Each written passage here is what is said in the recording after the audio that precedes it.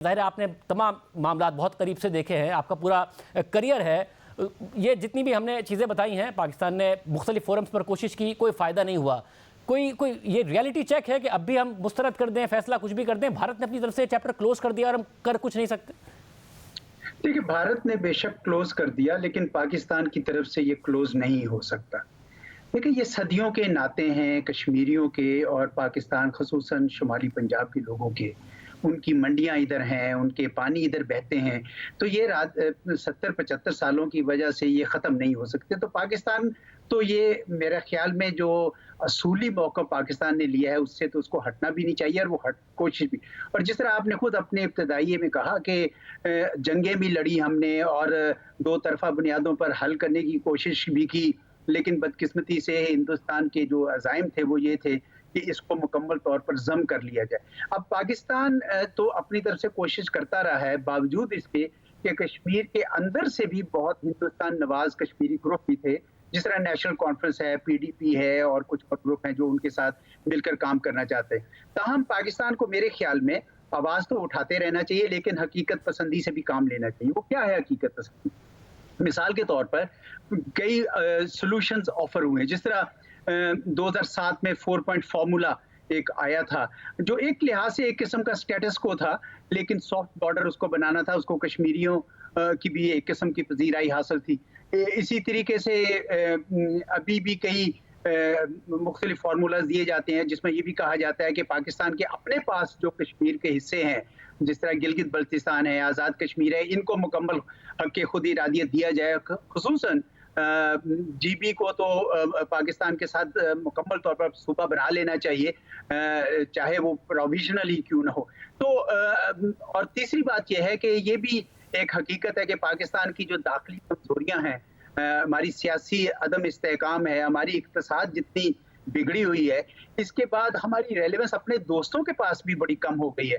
जबकि कंट्रास्ट बन रहा है हिंदुस्तान के साथ, उसका प्रोफाइल ऊंचा होता जा रहा है, तो इसलिए सारे उनकी हिंदुस्तान की जो ज्यादतियां भी हैं, उसको भी वो इग्नोर कर देते हैं, क्योंकि उनके ख्याल में उसके साथ डील करना है। लेकिन पाकिस्तान को बहरहाल अपना मौक़िफ़ जो है वो जारी रखना पड़ेगा, इसमें कोई दो राय पाकिस्तान के पास नहीं है। लेकिन हकीकत पसंदाना अंदाज में हमें उसके जो हल हैं वो तलाश करने चाहिए। और एजाज़ साहब, जितना जो अब हालात हैं, जो हमने सामने भी रखे हैं कि दोस्त ममालिक की तिजारत, भारत इकनॉमिकली बहुत इंपॉर्टेंट हो गया दुनिया के लिए। इतना इंपॉर्टेंट हो गया कि जो कनाडा में वाक़या हुआ, उसके बाद जब कनाडा के वज़ीर-ए-आज़म ने नाम लिया तो भारत ने और स्ट्रांगली रिएक्ट किया कि जी हम आपसे सफ़ीर वापस भेजते हैं, सिफारती ताल्लुकात नहीं चाहते, और भारत अपनी पोजीशन पर कायम रहा है। फिर अमेरिका की तरफ से भी एक ऐसा इल्ज़ाम लगाया गया। आपको लगता है कि एक जो इकनॉमिक पावर है भारत का, उसके बाद हम आवाज़ उठाते भी रहे हैं, कुछ कहते भी रहे, फ़र्क नहीं पड़ता, उन्होंने अपनी तरफ से चैप्टर क्लोज कर दिया है?